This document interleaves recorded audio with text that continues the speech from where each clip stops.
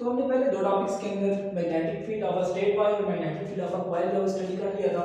तो अभी हम देखेंगे magnetic field due to current carrying solenoid. अगर आपके पास एक सोलेनॉइड है उसके अंदर से आप करंट गुजारते हैं तो उसका जो मैग्नेटिक फील्ड बिल्ड अप होगा उसकी क्या प्रॉपर्टीज होंगी। तो हमारे पास हमने वायर ली थी और वायर का मैग्नेटिक फील्ड स्टडी करने के बाद उस वायर को हमने बाउंड कर लिया था। उसकी चंद एक टर्म्स जो थी हमने बना ली थी, उसका हमने नाम दे दिया कि ये वायर नहीं है, अब क्या बन गई है, कॉइल बन गई है। तो अब हम क्या करते हैं कि अगर वही वायर ले लें तो आपके पास इंसुलेटेड कॉपर वायर है, उसको आप क्या करते हैं, रैप करते जाते हैं। इस तरह रैप करते जाते हैं कि आपके पास टर्न्स जो है वो काफी ज्यादा बन जाती हैं। जैसे कि हमने कॉइल के अंदर चंद एक टर्न्स ली थी, तो अगर आप उसकी काफी ज्यादा टर्न्स बना लें और टर्न्स बनाने के बाद वो एक सिलेंडर की फॉर्म में आपको नजर आना शुरू हो जाए, उसको हम कहते हैं कि हमारे पास सिलेंडर है। फॉर एग्जांपल ये मेरे पास एक वायर है, मैंने इसको क्या किया, माउंट करना शुरू किया इस तरह, इसकी काफी ज्यादा टर्न्स बना दी। अब देखने में ये सिलेंडर की तरह लग रही है, तो इसका हम कहते हैं कि हमारे पास ये क्या है, एक सोलेनॉइड है। अब सोलेनॉइड का जो बिहेवियर होता है वो कॉइल के साथ और वायर से थोड़ा सा डिफरेंट होता है। तो इसका जो आपने बात याद रखनी है कि मैग्नेटिक फील्ड जो होता है सोलेनॉइड का,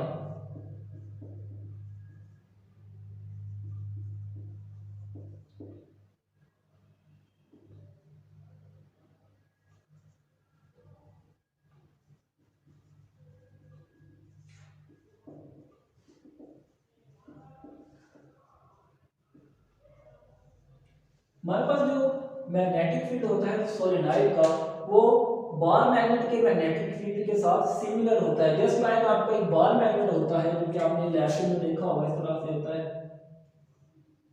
बॉल होती है, इसके एक तरफ नॉर्थ और एक तरफ साउथ होता है, रेड एंड ब्लू कलर की। तो इसका मैग्नेटिक फील्ड और इसका मैग्नेटिक फील्ड, दोनों का मैग्नेटिक फील्ड जो होता है वो सेम होता है। इसका मतलब है जब भी हम इसको करंट प्रोवाइड करते हैं तो इसका एक एंड जो होता है वो नॉर्थ पोल बन जाता है, जबकि दूसरा जो साइड होता है वो हमारे पास साउथ पोल बन जाता है। और इस तरह बिहेव करना शुरू कर देते हैं जैसे कि ये हमारे पास एक कॉइल नहीं है बल्कि क्या है, सोलेनॉइड नहीं है बल्कि एक इसकी यहाँ पे बार मैग्नेट पड़ा हुआ है जो कि अपना मैग्नेटिक फील्ड होता है वो अपने रीजन के अंदर शो करवा रहा है।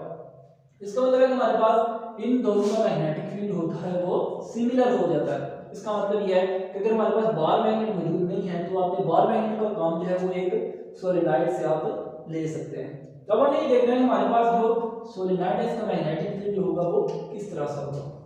अगर मैं मैग्नेटिक फील्ड एक सोलेनॉइड को दोबारा से ड्रा कर लूँ थोड़ा बड़ा करके,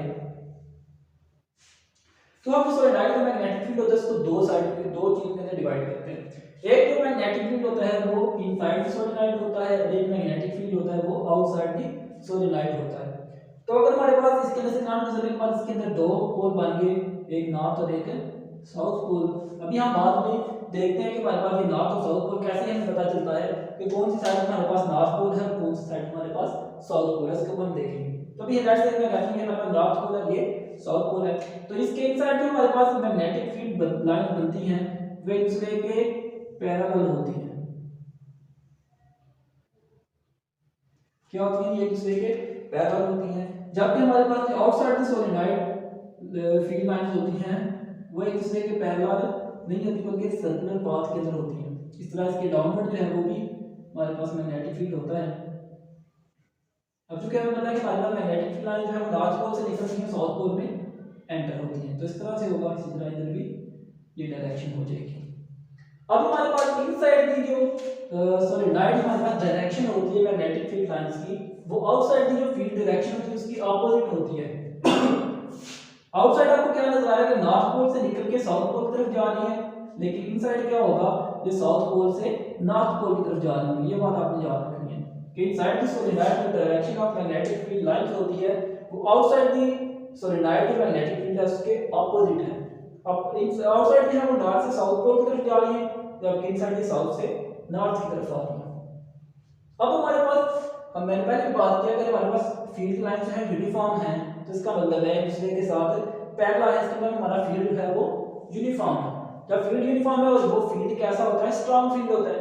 जबकि यहाँ पे हमारे पास आउटसाइड में जो फील्ड मैग्नेटिक फील्ड लाइंस होती हैं वो एक दूसरे के साथ पैरेलल नहीं होती। इसका मतलब है आउटसाइड की फील्ड जो मैग्नेटिक फील्ड है वो इनसाइड दी जो सोलेनॉइड फील्ड है उससे कमजोर होता है। इनसाइड दी सोलेनॉइड जो मैग्नेटिक फील्ड है वो स्ट्रांग होता है, आउटसाइड जो होता है वो वीक होता है। इसलिए हम अक्सर बात जो आउटसाइड दी सोलेनोइड में मैग्नेटिक फील्ड होता है उसे इग्नोर करते हैं और सिर्फ हम इनसाइड दी सोलेनोइड में मैग्नेटिक फील्ड होता है उसी को हम कंसीडर करते हैं।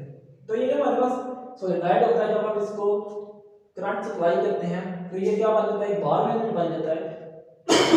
तो इसको हम कहते हैं कि हमारे पास इलेक्ट्रोमैग्नेट है। इलेक्ट्रोमैग्नेट क्यों है, क्योंकि जब आप इसको इलेक्ट्रिसिटी देते हैं तो ये बिहेव ऐसे करना शुरू हो जाता है जैसे कि एक मैग्नेट है, जैसे कि ये बार मैग्नेट है। तो अब हमें ये देखना है कि हमारे पास कैसे हमें पता चलेगा जब हम इसके अंदर से करंट गुजारेंगे तो कौन सी साइड जो है नॉर्थ पोल बनेगी और कौन सी साइड जो है वो साउथ पोल बनेगी। तो इसके लिए जो हमारे पास एक रूल है जिसको हम कहते हैं right hand rule.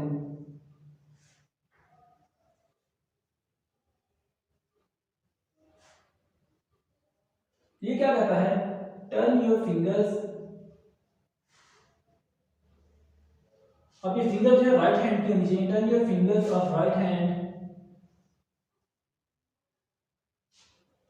in the direction of current.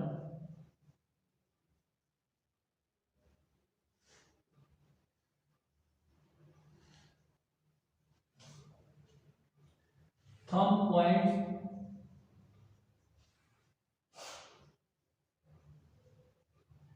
in the direction of north pole. आपने क्या करना है कि जो भी आपकी डायरेक्शन ऑफ करंट है सोलेनोइड के अंदर, ये फार्मूला सोलेनोइड की कर्व्स जो हैं ये इसकी आपको नजर आ रही है। तो आपने क्या करना है कि आपने फिंगर्स को कर्ल करना है डायरेक्शन ऑफ करंट के साथ। फॉर एग्जांपल मैं क्या करूंगा, करंट की डायरेक्शन ऐसे है इसके अंदर, तो आप क्या करेंगे अपने फिंगर्स को कर्ल करेंगे। अब क्योंकि डायरेक्शन ऑफ करंट जो है वो डाउनवर्ड है, अब हमारे पास जब भी टर्न बनती है टर्न की दो साइड होती है। फॉर एग्जांपल मैं अगर मार्कर लूं इसके ऊपर मैं एक वायर की टर्न बनाऊंगा ऐसे, तो अब टर्न हाफ इसमें डिवाइड होगी, एक जो पोर्शन होगा उसका आपकी तरफ होगा, एक पोर्शन जो है वो मेरी तरफ होगा। तो आपने क्या करना है, अब जो मैंने डायरेक्शन ऑफ करंट शो करवाई है ये आपकी तरफ शो करवाई है मैंने, इसका मतलब आपकी तरफ जो डायरेक्शन ऑफ करंट है वो डाउनवर्ड है, जो आपकी तरफ डाउनवर्ड है इसका मतलब मेरी तरफ जो उसकी कॉइल की साइड होगी टर्न होगी वो उसमें डायरेक्शन ऑफ करंट अपवर्ड होगा। तो मैं क्या करूंगा, अपने राइट हैंड को लूंगा, राइट हैंड की फिंगर्स को कर्ल करूंगा इन द डायरेक्शन ऑफ करंट। अब क्योंकि आपकी तरफ जो करंट की डायरेक्शन वो डाउनवर्ड है तो मैं अपनी फिंगर्स को कर्ल करूंगा डाउनवर्ड। अगर मेरी तरफ देखूंगा तो वो क्या है अपवर्ड है, तो मैं अपनी फिंगर्स को ऐसे कर टर्न करूंगा ताकि हमारे पास थंब जो है वो राइट हैंड की तरफ पॉइंट कर रहा है। इसका मतलब है कि यहाँ पे हमारे पास जो राइट साइड है इस सोलेनोइड की वो क्या बन गई है, नॉर्थ पोल बन गया है। अब ये जब नॉर्थ बन गया इसका मतलब है ऑपोजिट जो है वो हमेशा साउथ पोल ही बनेगा। तो अगर आप डायरेक्शन ऑफ करंट उल्ट करेंगे तब क्या होगा, हमारे पास ये वाली साइड जो होगी वो साउथ पोल बन जाएगी और ये वाली साइड जो है हमारे पास वो नॉर्थ पोल जो है वो बन जाएगी। तो इस तरह जो आप ट्रेस कर सकते हैं कि हमारे पास कौन सी साइड इसकी नॉर्थ पोल बन रही है कौन सी साउथ पोल बन रही है। जिसके लिए भी राइट हैंड रूल एक पहले भी हमने पढ़ा है, जिसके लिए इसको यूज किया था हमने डायरेक्शन ऑफ मैग्नेटिक फील्ड को ट्रेस करने के लिए वाई की वजह से। तो दूसरा राइट हैंड रूल ये है जो कि आपको ये बताता है कि जब भी सोलेनोइड के से करंट गुजरेगा तो उसकी कौन सी साइड जो है हमारे पास नॉर्थ बनेगी और कौन सी साइड जो है वो साउथ पोल बनेगी। तो अभी हम देखते हैं कि जब भी हम एक कंडक्टर को मैग्नेटिक फील्ड के अंदर रखेंगे तो उसके साथ क्या होगा, या उसके साथ मैग्नेटिक फील्ड के साथ कैसे इंटरेक्ट जो है वो करता है।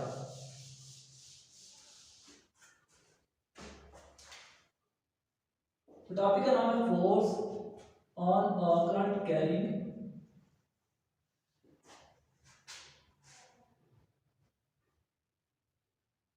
कंडक्टर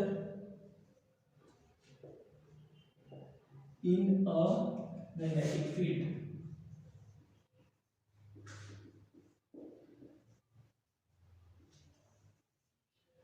तो हम जब भी एक कंडक्टर को ऐसा कंडक्टर जिसके अंदर से करंट जो है वो पास हो रहा है उसको एक मैग्नेटिक फील्ड के अंदर रखते हैं तो उससे क्या होता है कि हमारे पास एक मैग्नेट जो हमारा कंडक्टर होता है वो टर्न होना शुरू हो जाता है, उसके ऊपर फोर्स लगती है इसकी वजह से वो टर्न हो रहा है। इसका मतलब जब वो टर्न हो रहा है इसका मतलब उसके ऊपर कुछ ना कुछ फोर्स जो है वो लग रही है, जिस फोर्स की वजह से वो टर्न हुआ है, क्योंकि फोर्स के बगैर तो कोई चीज मूव नहीं कर सकती। इसका मतलब है कि मैग्नेटिक फील्ड जो है हमारे करंट कैरिंग कंडक्टर के ऊपर एक फोर्स लगा रहा है जिसकी वजह से उसने मूव करना शुरू किया। तो अब हम ये देखेंगे हमारे पास जो फोर्स है किन फैक्टर्स के ऊपर डिपेंड रहती है और इस फोर्स की डायरेक्शन जो है वो किस तरफ होती है। तो इसके लिए हम क्या करते हैं, हमारे पास एक सेटअप लेते हैं, इसके लिए हमारे पास एक मैग्नेट लगे हुए हैं, नॉर्थ और साउथ मैग्नेट, नॉर्थ और साउथ पोल है उस मैग्नेट के।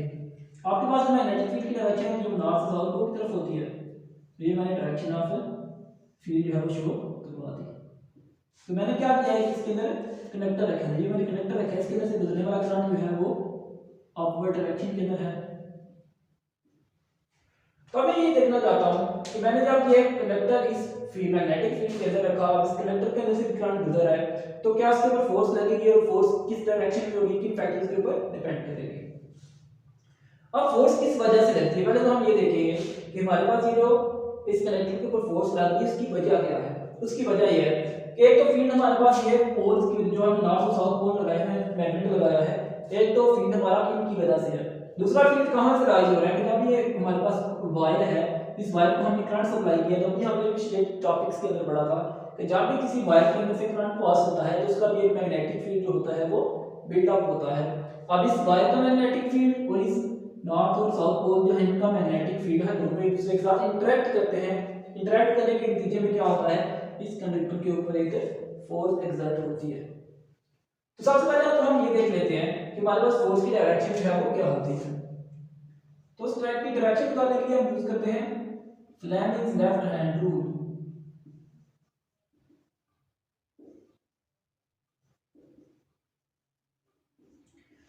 अब ये जो हमारे पास टॉपिक है फोर्स जो लग रही है करंट कैरिंग कनेक्टर के ऊपर, ये वाला फिनोमेना यूज किया जाता है इलेक्ट्रिक मोटर के अंदर, जहां पे हमारे पास जो कॉइल हम रखते हैं मैग्नेटिक फील्ड के अंदर उसके ऊपर फोर्स लगती है जिसकी वजह से वो टर्न होती है और आपको आउटपुट के ऊपर एक जो मैकेनिकल एनर्जी होती है वो नजर आती है। तो फ्लेमिंग लेफ्ट हैंड रूल क्या कहता है।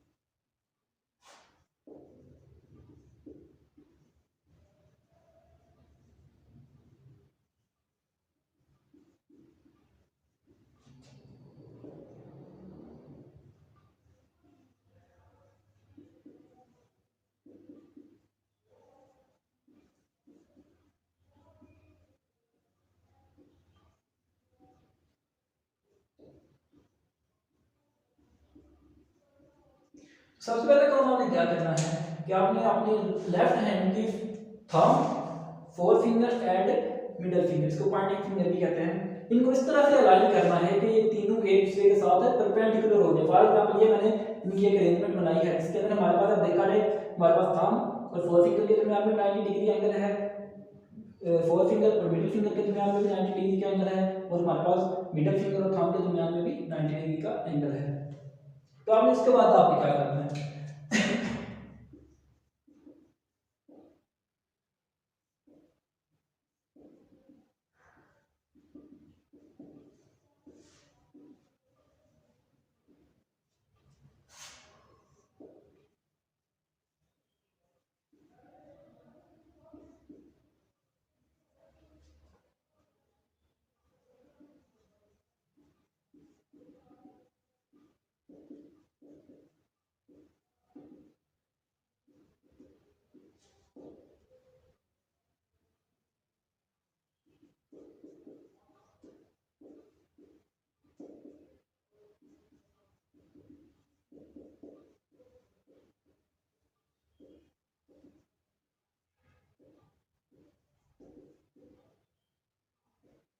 तो आपने क्या करना है, एक काम तो आपने कर लिया, इन तीनों चीजों को, तीनों फिंगर्स को आपस में परपेंडिकुलर कर दिया। इसके बाद आपने क्या करना है, point your four finger in the direction of magnetic field. तो आपकी ये जो शहादत की उंगली है, जो राइट हैंड की होती है, तो ये शहादत की उंगली है, इसको आपने क्या करना है, in the direction of magnetic field point करना है। तो फॉर एग्जांपल ये मेरे पास मैग्नेटिक फील्ड की डायरेक्शन लेफ्ट से राइट है, तो मैं अपनी जो लेफ्ट हैंड की जो फिंगर है इसको इन the direction of magnetic field रखूंगा, तो कुछ इस तरह से हो जाएगा।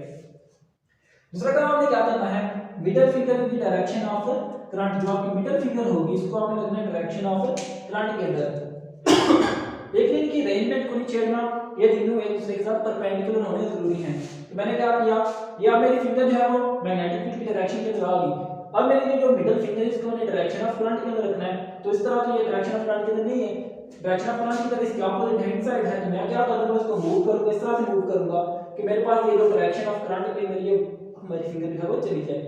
अब मेरे पास जो फिंगर्स हैं, ये हमारे फिंगर जो है मैग्नेटिक फील्ड की डायरेक्शन में आ गई, ये वाली फिंगर जो है in the direction of current point करी जो कि इनसाइड दी कनेक्टर जा रहा है। और अब हमारे पास जो फोर्स की डायरेक्शन आ रही है वो किधर आ रही है, डाउनवर्ड। इसका मतलब है इस कनेक्टर के ऊपर फोर्स जो कैसी लगेगी, डाउनवर्ड। तो ये हमारे पास फोर्स की डायरेक्शन जो है वो हो जाएगी। लेकिन अगर आप इसके अंदर से गुजरने वाला करंट जो है उसको चेंज करते हैं तो अब क्या होगा, हमारे पास करंट आउटसाइड आएगा। लेट्स से कि मैं कहता हूं इसके ऊपर गुजरने वाला करंट है वो आउटसाइड आ गया। अब मैंने क्या किया, अपने फिंगर्स को दोबारा टाइम किया, तो आप देखें मेरी फिंगर जो कि मेरे फोर फिंगर है in the direction of magnetic field, ये in the direction of current, और फोर्स की डायरेक्शन कहां पे होगी, थंब की डायरेक्शन में। फोर्स क्या होगी, अपवर्ड। इसका मतलब है कि अगर आप इसके अंदर से गुजरने वाला करंट चेंज करते हैं तब आपकी फोर्स की डायरेक्शन क्या हो जाती है, चेंज हो जाती है, ऑपोजिट हो जाती है। तो ये कब पता चल गया कि फ्लेमिंग लेफ्ट हैंड रूल से कि हमारे पास फोर्स की डायरेक्शन जो होती है वो क्या होगी। अब हमें देखना है कि फैक्टर्स जो कि फोर्स को इफेक्ट करते हैं।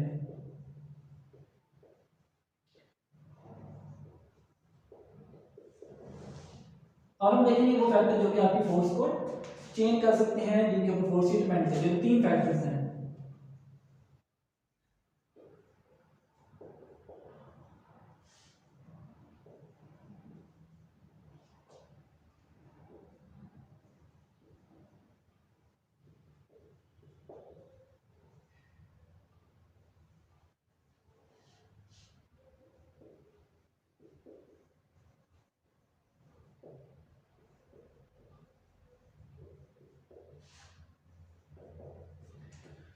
तो फोर्स जो है मैग्नेटिक फोर्स तीन चीजों के ऊपर डिपेंड करेगी। हमारे पास पहली चीज है लेंथ ऑफ द कंडक्टर, दूसरी चीज है current in the conductor, third चीज है मैग्नेटिक फील्ड स्ट्रेंथ।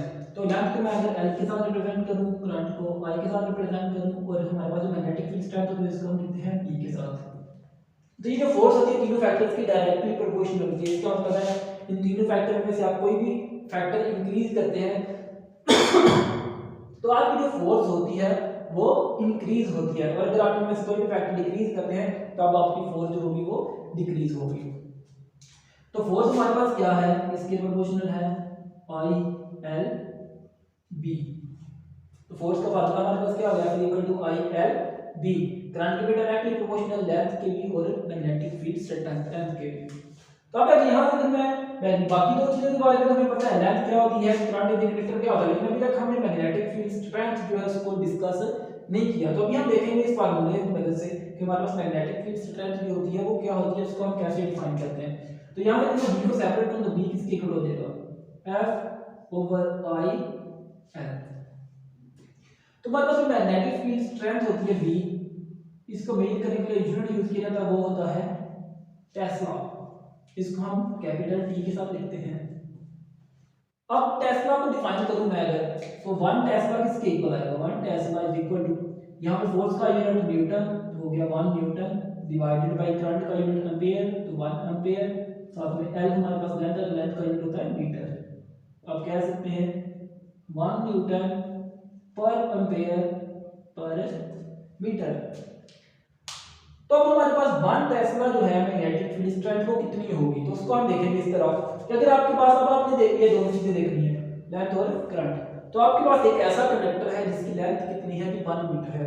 ये जो मैंने कंडक्टर यहाँ पे प्लेस किया था, अगर इसकी लेंथ कितनी है, 1 मीटर है, तो इसके अंदर से जो करंट जा रहा है वो करंट कितना है, वो 1 एम्पियर है। इसका मतलब है 1 एम्पियर भी हो गया, 1 मीटर भी हो गया। कंडक्टर की लेंथ 1 मीटर, उसके अंदर से गुजरने वाला करंट 1 एम्पियर। और जब मैं उसको इस मैग्नेटिक फील्ड के अंदर रखता हूं तो ये मैग्नेटिक फील्ड उसके ऊपर फोर्स लगाता है। अब अगर उस फोर्स की वैल्यू इस कंडक्टर के ऊपर जिसकी लेंथ 1 मीटर है, जिसके वजह से 1 एम्पीयर का करंट गुजर रहा है, तो वो 1 न्यूटन होती है, तो तब मैं कहता हूं कि हमारे पास मैग्नेटिक फील्ड स्ट्रेंथ जो है इस फील्ड की वो कितनी है, 1 टेस्ला। दोबारा सुने, अगर आपके पास एक ऐसा कंडक्टर है जिसकी लेंथ 1 मीटर है, उसके अंदर से 1 एम्पीयर का करंट गुजर रहा है, उसको आपने इस फील्ड के अंदर रखा, इस फील्ड के अंदर रखने से उस कंडक्टर के ऊपर जो फील्ड ने फोर्स लगाई वो 1 न्यूटन है, तब हम कहते हैं कि हमारे पास इस फील्ड की जो स्ट्रेंथ है वो कितनी है, 1 टेस्ला है। तो ये था हमारे पास आज का टॉपिक। उम्मीद है कि आपको समझ आ गई होगी। अगले टॉपिक के साथ इंशाल्लाह दोबारा आएंगे हम आपके सामने। तब तक अल्लाह हाफिज़।